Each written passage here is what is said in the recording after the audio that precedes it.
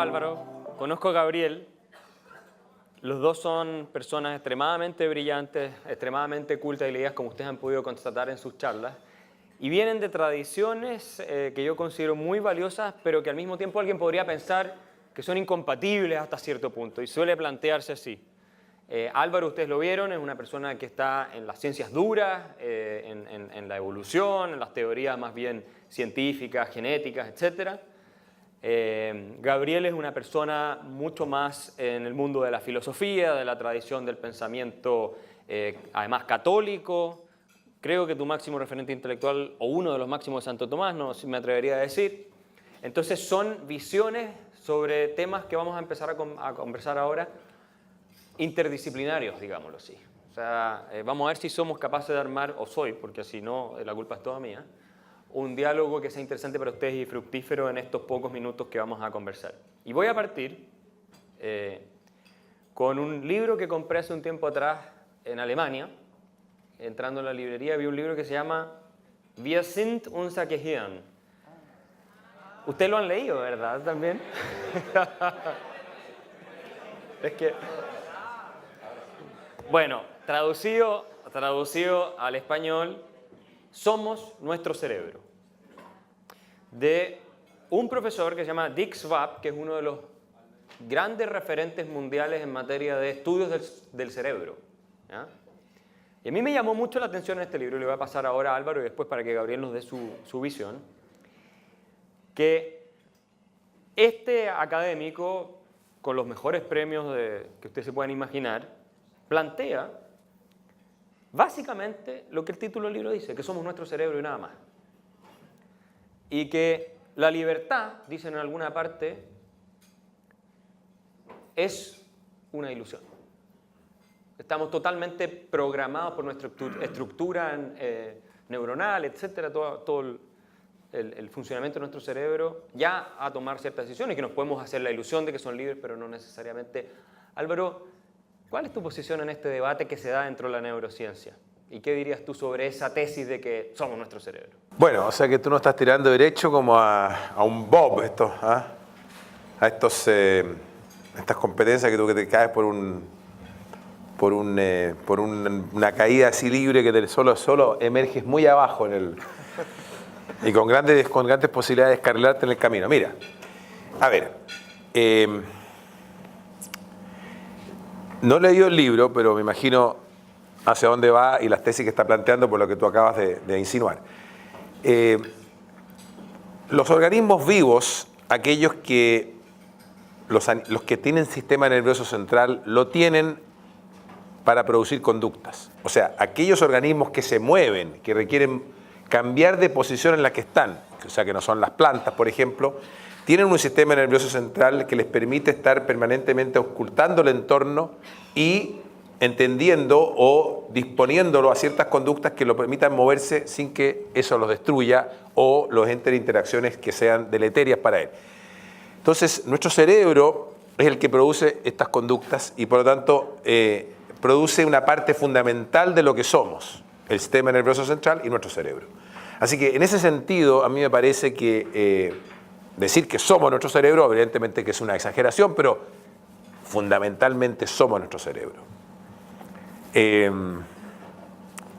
Y en nuestro cerebro entonces ocurre el procesamiento de información que se da cuando recibimos información del entorno externo, pero también de nuestro propio cuerpo y de nuestro entorno interno, y generamos las conductas que hacemos todos los días. Entre ellas está el sistema emocional, al que me referí durante la presentación, el cognitivo, etc. Y los sistemas físicos que soportan este procesamiento de información son sistemas mecánicos o químicos determinísticos. Y por lo tanto, en cierto sentido, somos nosotros un poco una máquina que produce conductas y comportamientos.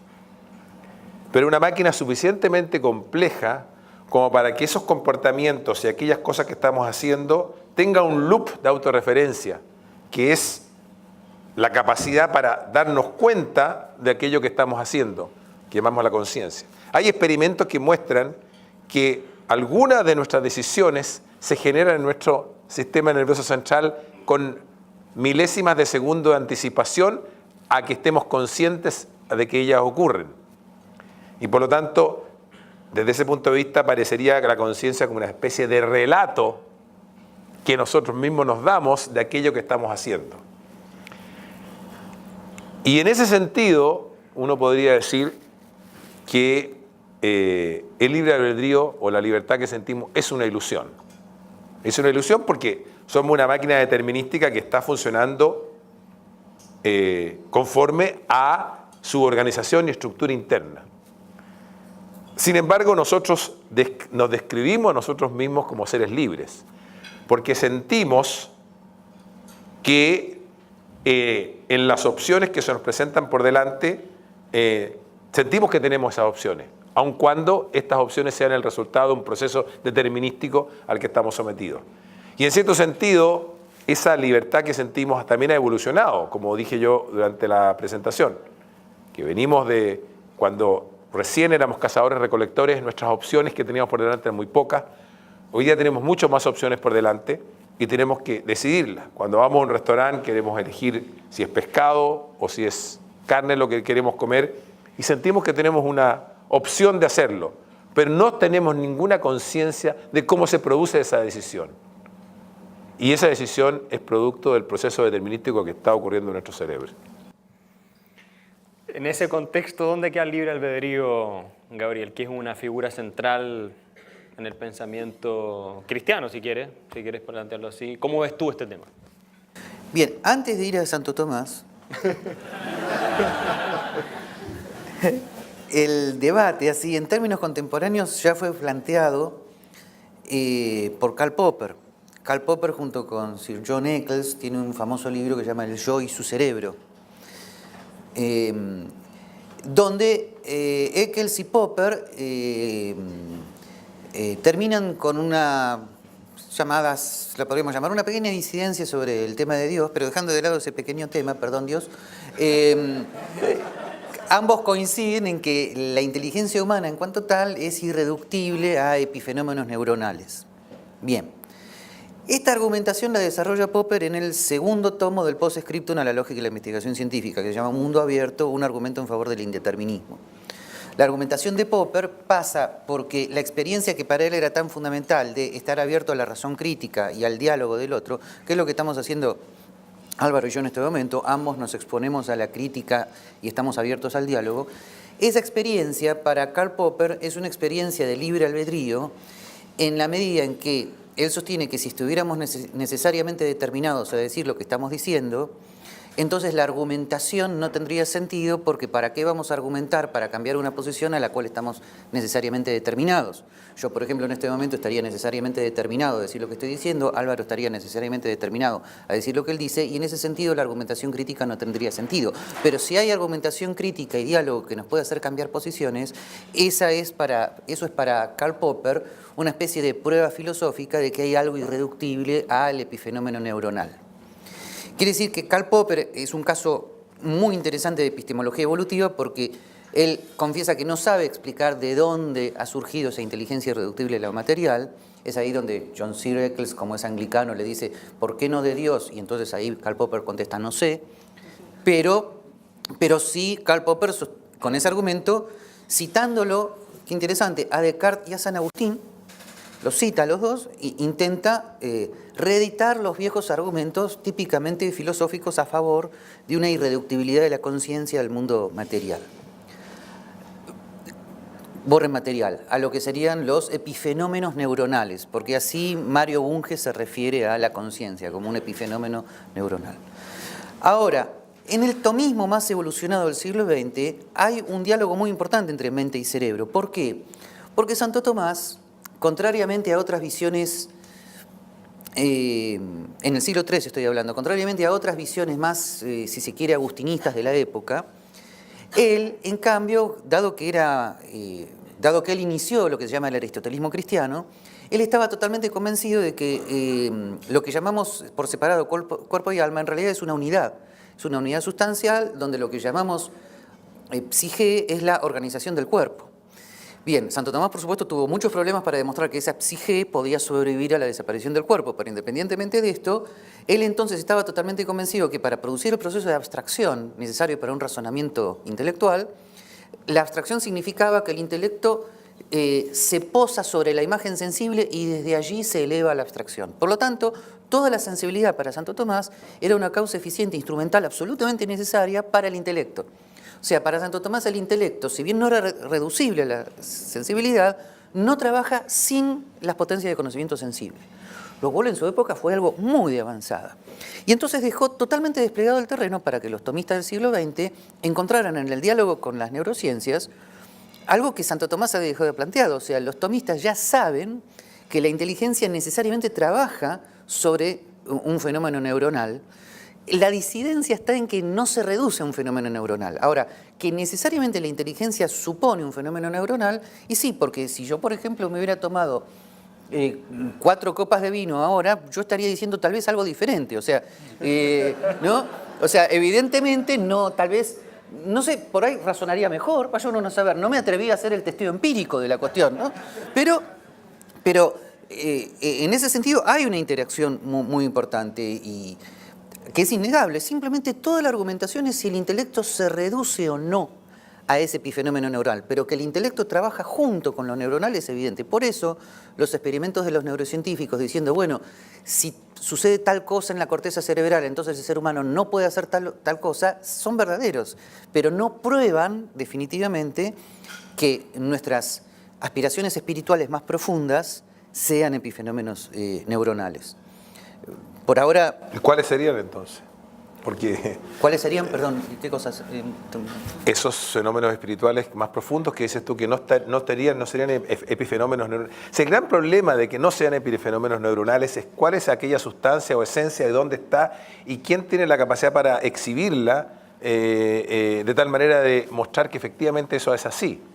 Esa es la gran dificultad. Bien, la autoconciencia en primer lugar, porque en Santo Tomás esto está relativamente claro, pero no quiero empezar a forcejear contigo en esto, pero para Santo Tomás todos los conocimientos sensibles no pueden darse vuelta sobre sí mismos, ¿no? Por ejemplo, este dedo no puede tocarse a sí mismo, el ojo no puede verse a sí mismo, etcétera, etcétera, pero la autoconciencia implica una reflexión de la inteligencia consigo misma que sería imposible para un fenómeno solamente físico, por más elevado que sea, porque los fenómenos neuronales son de los fenómenos físicos los más elevados, ahí entra la física cuántica, un sinfín de cuestiones. Pero aún así, la corteza cerebral no puede darse vuelta sobre sí misma y tocarse y verse. En cambio, que haya un fenómeno de autoconciencia es una especie de demostración filosófica de algo irreductible a lo neuronal. Mucho más el tema del libre albedrío. Del libre albedrío, además, enfocado... O sea, el diálogo con Santo Tomás tiene que ver con lo que significa la elección, a diferencia de una deducción. Una deducción necesariamente termina en la conclusión. Si A y B, si A entonces B y B entonces C, entonces necesariamente tengo que concluir que si A entonces C. O sea, el razonamiento lógico termina necesariamente en la conclusión. En cambio, la opción tiene la capacidad de que significa un hiato entre una serie de motivos razonables para tomar la decisión y la conclusión, que no es necesaria, sino que es contingente con respecto a las premisas. Esto lo especificaba muy claramente Thomas Kuhn, cuando Thomas Kuhn sostenía que cuando el científico tiene que decidir entre un paradigma y otro en un fenómeno de crisis, no hay ninguna fórmula algorítmica que le permita tomar la decisión, porque la decisión justamente no es algoritmo. Y esta es, si querés, una de las pruebas filosóficas más importantes para la experimentación del libre albedrío, para la autoconciencia del libre albedrío. O sea, yo cuando estoy decidiendo no estoy deduciendo. Como no estoy deduciendo, no estoy siendo necesariamente dirigido a la conclusión. Por ejemplo, los motivos que yo tengo para aprobar a un alumno en un parcial, que está entre 4, 5 y 3. ¿Tengo motivos para aprobarlos? Sí. ¿Tengo motivos para desaprobarlos? Sí. Por lo tanto, hay una decisión. Si... O, por ejemplo, perdonen, esto es un caso muy interesante para casi todos los que están acá, el casamiento. Si todos estuvieran necesariamente determinados a casarse con tal o cual persona, ¿qué sentido tiene supuestamente decidirlo? Alguien me va a decir, es que sigue siendo una elección. Lo que yo quiero decir es que no hay ninguna deducción que me permita llegar a la conclusión en ese caso, que es lo que muchos estarán diciendo en este momento, ¿me tengo que casar con mi novio o con mi novia? No, no te tenés que casar, no hay ninguna conclusión necesaria al respecto. Justamente, si hubiera una deducción, un algoritmo que te permitiera llegar a esa conclusión, no tendrías nada que decidir. Termino con esto. ¿Se acuerdan de la película Yo, Robot? La famosa novela. Bueno, vieron que el detective, Bruce Willis, no es Bruce Willis. Will Smith, perdón, nada que ver. Bruce Willis, no, Will Smith, perdón, son temas neuronales estos. Will Smith, si tuve que hacer un esfuerzo. Will Smith está muy enojado, ¿por qué? Porque un robot cayó al agua para salvarlo, ¿se acuerdan? Y entonces hace una deducción algorítmica. Dice, ¿quién tiene más posibilidad de sobrevivir? Will Smith, ¿no? Bien, entonces, ¿a quién saca del auto? A Will Smith, y no a la niña de 12 años. Pero Will Smith, el detective, quería que el robot decidiera. O sea, que viera algo que estaba más allá de su programa algorítmico. Si los seres humanos fuéramos así, algoritmos de decisión, tendríamos los mismos problemas, ¿no? Entonces, ese ir más allá es la decisión. Ahí se nota lo que significa el libre albedrío, y yo creo que en estas experiencias vitales, que tienen mucho que ver entonces con nuestras decisiones humanas más profundas, el amor, la amistad, la fidelidad, nuestras experiencias religiosas, nuestra madurez como personas, ahí es cuando superamos la barrera de los fenómenos neuronales. No sé, no me resulta claro de qué manera ocurre, porque el Bueno, amor, obvio, es decir, todas las cosas que tú estás diciendo están todas soportadas sobre el sustrato material que es el cerebro. Ahora, obviamente que el determinismo de los fenómenos neuronales no significa predictibilidad de ellos. Por lo tanto, no estamos predeterminados porque no podemos hacer los cálculos precisos de qué es lo que va a ocurrir. O sea, la conexión entre determinismo y predictibilidad no existe. Eso es un falso dilema. Pero, sin embargo, el resto de las actividades que nosotros hacemos están claramente soportadas sobre este sustrato material. De hecho, hay muchas actividades que nosotros hacemos y tomamos decisiones sin darnos cuenta, que esos no son conscientes y están ocurriendo en ese sustrato material. Por lo tanto, mientras no nos exhiban dónde está esa otra esencia o sustancia, ese aparato dual distinto del material, la verdad es que quedamos en el punto de partida. Álvaro, lo curioso que sucede entre vos y yo es que tenemos un punto de acuerdo tan importante que nos es difícil llegar al punto de desacuerdo. El punto de acuerdo es que yo como tomista y mucho más como también lector y estudioso de Karl Popper, nunca voy a negar las neurociencias. Si vos estuvieras hablando con una especie de espiritualista absoluto, que todavía los hay, el debate ya sería, sí, terrible. Pero jamás voy a negar que hay experiencias científicas que de alguna manera, con Karl Popper te voy a decir, corroboran, que no es probar, corroboran que hay un sustrato neuronal a las decisiones, etcétera, etcétera. Que jamás lo voy a negar. El punto tiene que ver con lo que con si la inteligencia y el libre albedrío son reductibles a lo neuronal. Ese es el punto. Jamás la negación de la influencia de lo neuronal. Ahora, lo que ocurre es que también tendríamos que hacer como una especie de metadebate sobre nuestros mundos diversos en cuanto a la palabra prueba. Me parece que en tu mundo, yo tratando de introducirme en el horizonte de donde vienes, la palabra prueba tiene que ver con testeo empírico. En cambio, cosa que yo no voy a negar tampoco, te podrás imaginar, que en las ciencias naturales hay un testeo empírico que si bien no prueba, esto tú ya lo sabes, no prueba absolutamente, sin embargo corrobora en sentido popperiano, etcétera, etcétera. Bien, eso de ninguna manera lo voy a negar.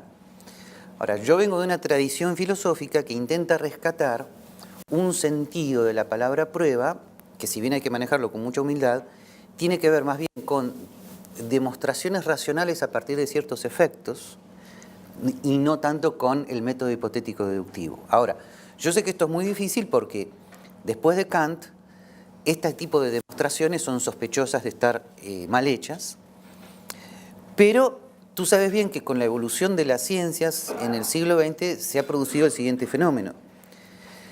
La física no prueba absolutamente.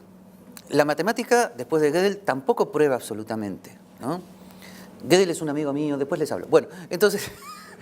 hay un teorema de Gödel que hizo anicos a las demostraciones matemáticas exactas, etcétera, etcétera. Bueno, entonces de alguna manera creo que a las demostraciones clásicamente filosóficas las podríamos poner un pie de igualdad. Tampoco prueban absolutamente en el sentido que ninguno de nosotros es Dios, pero sí ocasionan pueden producir un nivel de certeza filosófica relativamente razonable, ¿no?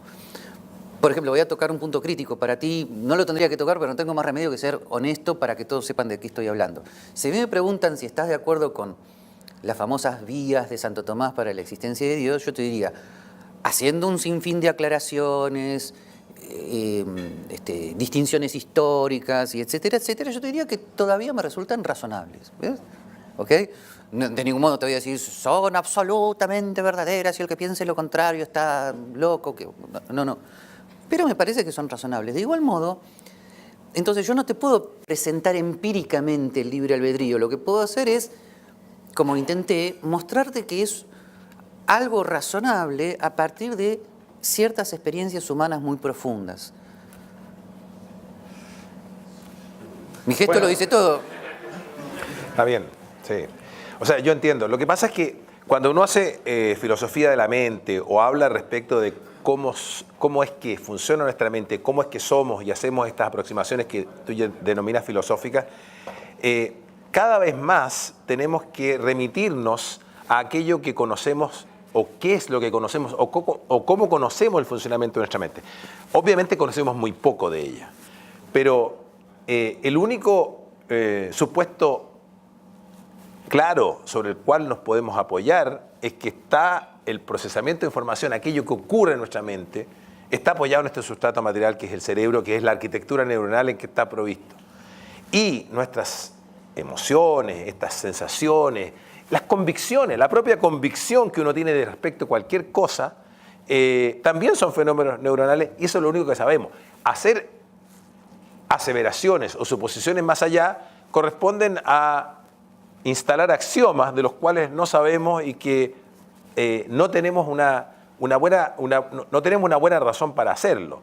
Al revés, tenemos mejores razones para pensar que aquello que hemos logrado construir hasta ahora, como el conocimiento científico del cuerpo humano y de su arquitectura mental, es lo mejor que tenemos y sobre eso tenemos que trabajar. Es posible que estemos todos equivocados, porque si uno es realmente científico tiene que aceptar de que todas las afirmaciones que hace son tentativas, mientras nos haya como lo dijo Popper, mientras no haya alguna evidencia empírica que las falsee o falsee. Y por lo tanto podría haber una distinción. Pero mientras no tengamos eso, la única forma de poder entender el mundo es de esa manera. Ahora, eso no significa que seamos reducibles al cerebro. Del mismo modo como no somos reductibles a la física. Pero tenemos que ser consistentes y coherentes con la física subyacente y la química subyacente de nuestro cuerpo. No podemos contradecir las reglas que funcionan porque estamos compuestos de materia corpuscular y material con la cual estamos construidos y las reglas que hemos logrado entender del mundo contemporáneo tienen que cumplirse en nuestro cuerpo, las químicas, las bioquímicas y hasta posteriormente el mundo psicológico que se construye como epifenómenos neuronales. ¿Tú tienes alguna visión, definición, concepto de espíritu, alma? ¿Crees en eso? No. No. O sea, yo creo que nosotros tenemos esa sensación dualista de la que hablaba Descartes. Obviamente, la sentimos siempre. Pensamos que nuestros pensamientos, que nuestras ideas son cosas distintas, que las sensaciones no pertenecen a algo corporal. Y entonces nos referimos a esos términos, y por eso que los tenemos y existen. Y esos conceptos los utilizamos. Pero yo creo que como realidades sobre las cuales uno trabaja para describir adecuadamente, o sea, como conceptualización que permita describir lo que los seres humanos son y cómo funcionan y cómo operan, yo creo que no sirven y por eso no creo en ellos. Entonces la muerte es el fin, se apaga la televisión. Se apaga. Me imagino que tú tienes una visión distinta, pero... Bien, vuelvo a decir que yo estoy convencido igual que Álvaro en cuanto a que estamos apoyados en un sustrato neuronal. Simplemente el apoyo para mí no significa reductibilidad, ese es el debate planteado. Con respecto al alma, quiero decirte que basándome en Santo Tomás, no es algo que yo tenga que creer. En Santo Tomás, el alma no es ninguna cosita volando por ahí que se pega con una pastita al cuerpo.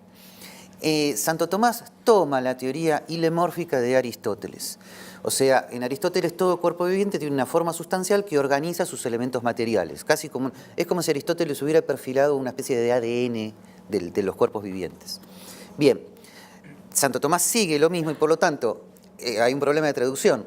La psique es esta forma sustancial, que luego algunos al latín la tradujeron la psique a animus o ánima, y ahí quedó alma. Y luego los dualistas, a partir de Descartes en adelante, lo tomaron como el alma separada del cuerpo. En cambio, en Santo Tomás,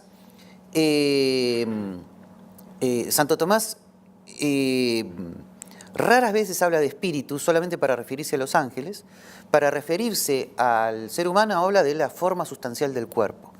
Y eso es la psique para él, que algunos traducen como algo, por lo tanto, como alma. Por lo tanto, no es algo separado del cuerpo, sino que está intrínsecamente unido al cuerpo porque lo constituye.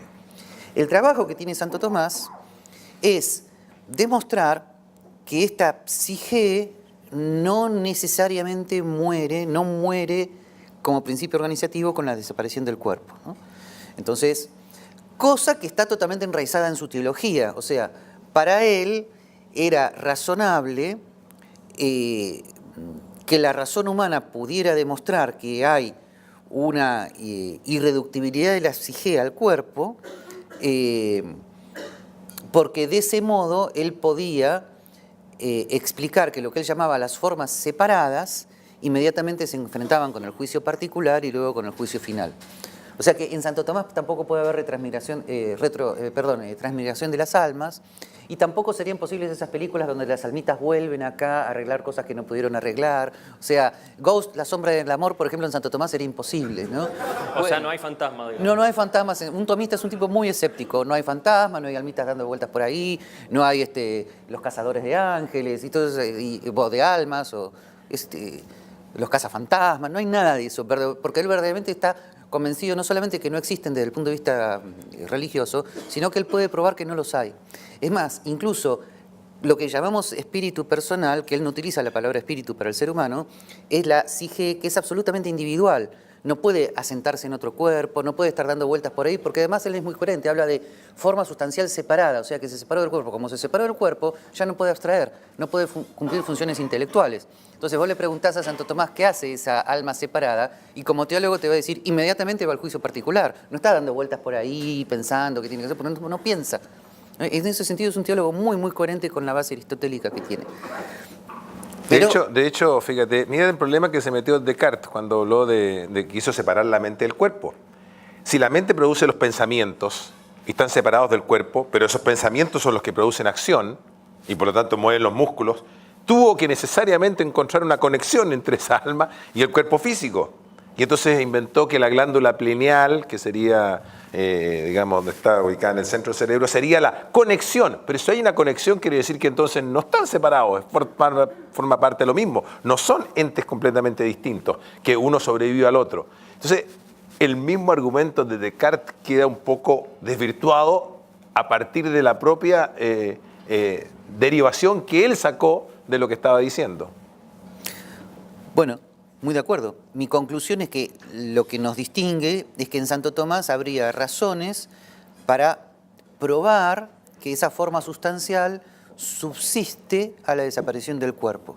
Y esas razones son nuestra conexión con temas como la verdad, la conciencia, la autorreflexión, la lógica, en fin, y ahí se conectan con los argumentos popperianos, ¿no? Bueno, ha sido muy interesante. Ha pasado extremadamente rápido el tiempo, ya más de casi media hora. ¿Ya pasó media hora? Sí. Increíble, yo podría seguir toda la noche. Fascinante. ¿Qué pasó? La conversación es fascinante. Así que vamos a abrir espacio para algunas preguntas. Creo que Roberto estaba primero, después Martín. La pregunta que tengo es con respecto a si toda esta conducta está tan predeterminada por las razones químicas que sean o por el cuerpo. ¿Cuál es el sentido que tendría o que tiene el derecho, fundamentalmente las leyes, los castigos, la pena de muerte que en muchos países no existe, por cierto, las condenas perpetuas, el juicio de la ley, si al final somos todos víctimas de fuerzas que no podemos controlar. Esa es una pregunta que tengo. Sí. Bueno, primero es importante reiterar lo que dije antes, que es que el hecho de que los procesos sean determinísticos, o sea, los procesos que ocurren en el interior de nuestro cerebro o en nuestro sistema nervioso central, sean determinísticos, no es sinónimo de predictibilidad. La ciencia y la física en particular ha mostrado, los fenómenos del caos y muchos otros, que uno puede tener fenómenos de tipo determinístico que sean impredecibles en sus resultados finales, por diversas dificultades a que eso da lugar. Y por lo tanto, nosotros no sabemos anticipadamente lo que va a ocurrir. Ahora, respecto a la segunda parte de la pregunta, es muy interesante lo que tú dices, porque justamente hay una diferencia fundamental en la misma maquinaria determinística que está instalada en nuestro cerebro, en saber que nuestros actos van a permanecer impunes o están sometidos a un castigo. Porque eso, y ahí está lleno de experimentos, y los economistas experimentales lo están demostrando diariamente, que eso modifica nuestras conductas. Y por lo tanto tiene sentido introducir reglas de responsabilidad, las que llamamos de responsabilidad, o las reglas penales, o todo el sistema de derecho, que uno dice, por ejemplo, ¿para qué lo voy a poner si nosotros somos robots que sencillamente operamos de acuerdo y tenemos una conciencia que va relatándonos a continuación lo que estamos haciendo? Es porque hay un loop en el sistema neuronal que está reprocesando las pistas que está llegando y las propias actuaciones, y por lo tanto nosotros somos capaces de modificar las conductas, ese mismo sistema determinístico, ante el hecho de que tiene una consecuencia determinada o no el acto. Déjame darte un ejemplo que no tiene que ver con el derecho, pero que puede servir para ilustrar. Suponte tú que yo estoy aquí parado y viro una pelota de fútbol derecho a mi cabeza. Entonces, y yo sé que viene derecho a mi cabeza porque esa pelota de fútbol está siguiendo las leyes newtonianas físicas. Así que yo puedo hacer una estimación y nuestro cerebro la hace, me va a pegar. Y entonces, este sistema robótico mío, mi máquina, yo, me hago a un lado y la dejo pasar. Pero ¿qué ocurre si en este mismo yo me autorrepresento a mí mismo como el último defensa de un equipo de fútbol? Entonces, hago exactamente lo contrario. No esquivo la pelota para que me pegue en la cabeza y a lo mejor me atonte, sino que la pongo para cabecear de vuelta y evitar el gol a mi equipo. O sea, efectivamente hay modificaciones en aquellas reacciones a que este mismo sistema determinístico toma según el contexto que se arma de todas las pistas complejas del entorno. Y por eso que las neuronas son 1 trillón de neuronas con 1 billón, no sé cuántas son 100.000 millones de neuronas, creo, bueno, no me sé el número exacto, a su vez conectadas con todo. Por eso que la complejidad es tan gigantesca. Entonces sí tiene sentido introducir reglas para que modifiquen nuestras conductas y nuestra interacción social se dé de una manera distinta de lo que hoy día se llamaba estado de naturaleza, por ejemplo. ¿Ah? Martín. Sí, bueno, dos cosas. Una, debería volver a leerlo todavía, Gabriel, pero Mises, a quien ambos respetamos tanto, en Teoría e Historia, Sí. dice básicamente, seguramente estamos determinados. Lo que pasa es que estamos determinados por tantas cosas que es imposible saber cómo estas nos determinan. Por lo tanto, la hipótesis de que en este momento tengo libre albedrío me permite explicar un poco más la conducta de los seres humanos que aquella de que estamos determinados, ya que tendría que dar cuenta de toda esa enorme cantidad de circunstancias que están mucho más allá de mi comprensión. Debería buscarla de nuevo, pero nunca me lo olvidé, porque es la misma visión que presenta Borges. Borges dice, yo me sentiría desesperado en este momento si no puedo pensar que no tengo libre albedrío. Seguramente no lo tenemos, dice, pero yo en este momento me siento que lo tengo. Pero mi comentario venía a otra cosa más, y no quiero sonar muy agresivo con esto, pero yo veo la discusión, y ahora que estamos en las Olimpiadas, me hace acordar a la esgrima, y como si fuera un espadachín que pelea, pero que va siempre para atrás, ¿no? Es decir, me parece que a medida que la ciencia avanza, la teología y hasta la filosofía siguen con la espada, pero para atrás. y se retiran un paso más, y se retiran un paso más, siempre manteniéndose en el ámbito de lo todavía desconocido. Es decir, viene la ciencia y dice, no, fíjate que la Tierra no es el centro del universo. Uy, sí, perdón, vamos un paso para atrás. Viene la ciencia y dice, fíjate que el hombre no lo creó Dios, fíjate que es la evolución y, bueno, sí, un paso para atrás. No, pero Dios creó el universo, no, pero fíjate que el Big Bang, bueno, entonces es siempre permanentemente la sensación es que la ciencia avanza y la tecnología y la teología, e incluso parte de la filosofía, pega un paso para atrás, refugiándose en aquello que todavía no se puede explicar. ¿No ves eso durante estos últimos siglos que haya ocurrido en el ámbito de la teología? Bueno, voy a decir una cosa frente a la cual todos se van a reír. No en el tomismo. O sea,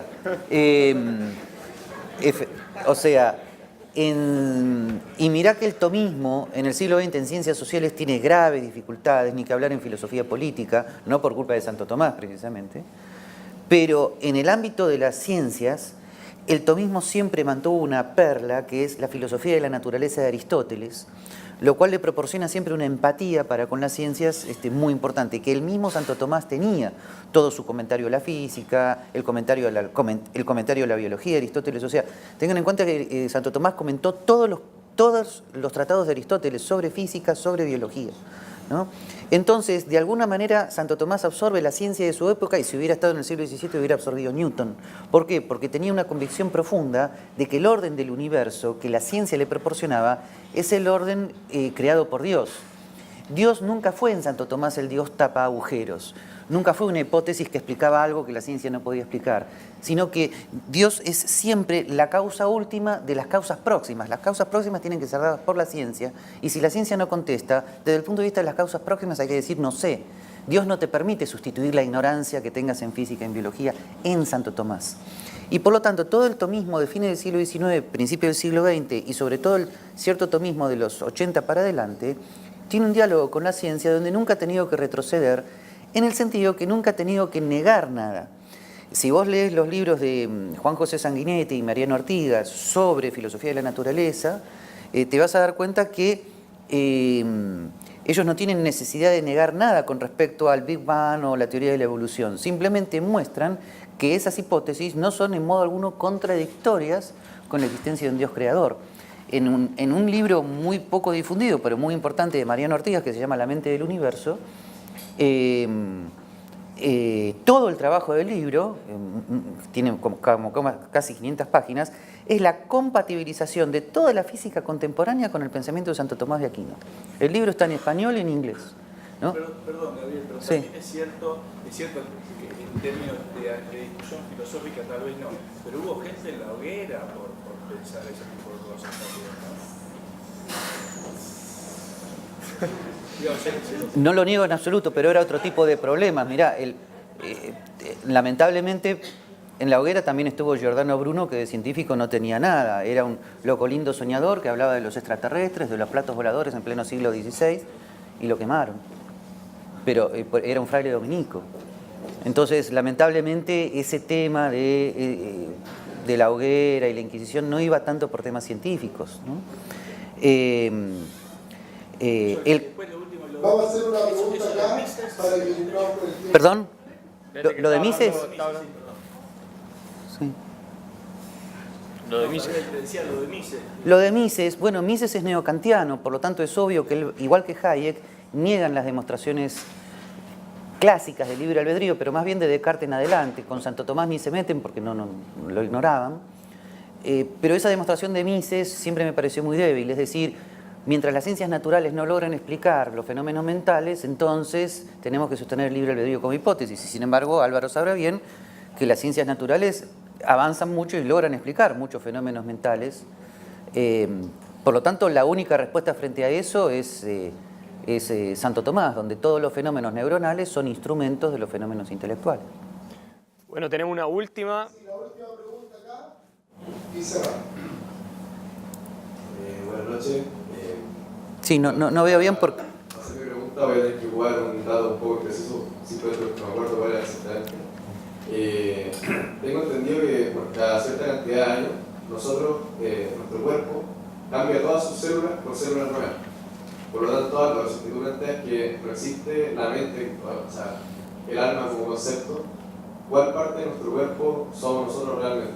Así que a cada un tiempo ya hemos cambiado toda nuestra especie.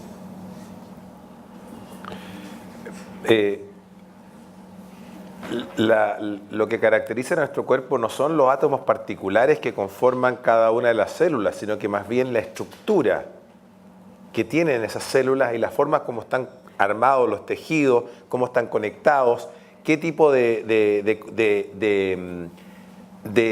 elementos de la física y de la química aprovechan para que todo eso funcione de manera coordinada, y cómo funcionan los órganos y las funciones para las cuales resultaron diseñados por selección natural. De tal manera que el hecho que cambien los átomos que constituyen nuestro cuerpo no significa que haya cambiado aquello que somos nosotros o que nos consideramos a nosotros. Cuando nos rascamos aquí y botamos decenas o centenas de miles de células al suelo, no nos estamos modificando radicalmente porque esas están siendo recuperadas. Incluso si tenemos daños cerebrales de algún cierto tipo, aún así mantenemos nuestra capacidad para poder expresarnos de la forma que somos. Así que no veo que el cambio de los átomos particulares implique una modificación de la estructura y las características específicas que conforman a cada uno de los individuos que somos y aquello que representamos y de la manera con la cual interactuamos con el resto de las personas. Bueno, y con eso vamos terminando, ¿no? Porque ya estamos en el tiempo, y veo que hay mucha gente ansiosa de ir a buscar los vouchers, y ese sí es un fenómeno neuronal, diría yo. Así es que les pido un gran aplauso para Gabriel y para Álvaro. Y muchas gracias a ambos por su participación aquí.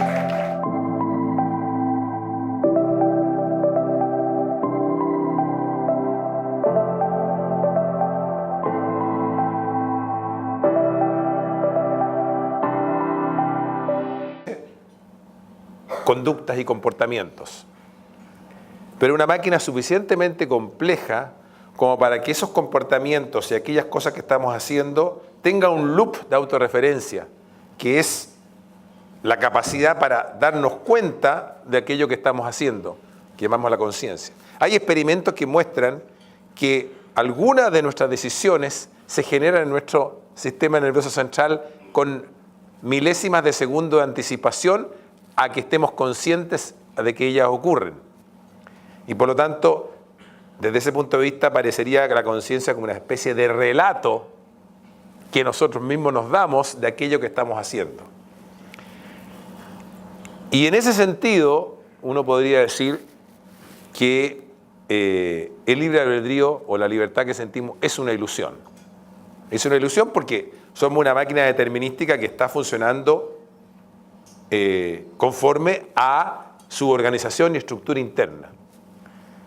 Sin embargo, nosotros nos describimos a nosotros mismos como seres libres, porque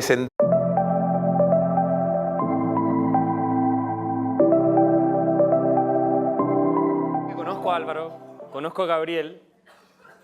Los dos son personas extremadamente brillantes, extremadamente cultas y leídas, como ustedes han podido constatar en sus charlas. Y vienen de tradiciones que yo considero muy valiosas, pero que al mismo tiempo alguien podría pensar que son incompatibles hasta cierto punto, y suele plantearse así. Álvaro, ustedes lo vieron, es una persona que está en las ciencias duras, en la evolución, en las teorías más bien científicas, genéticas, etc.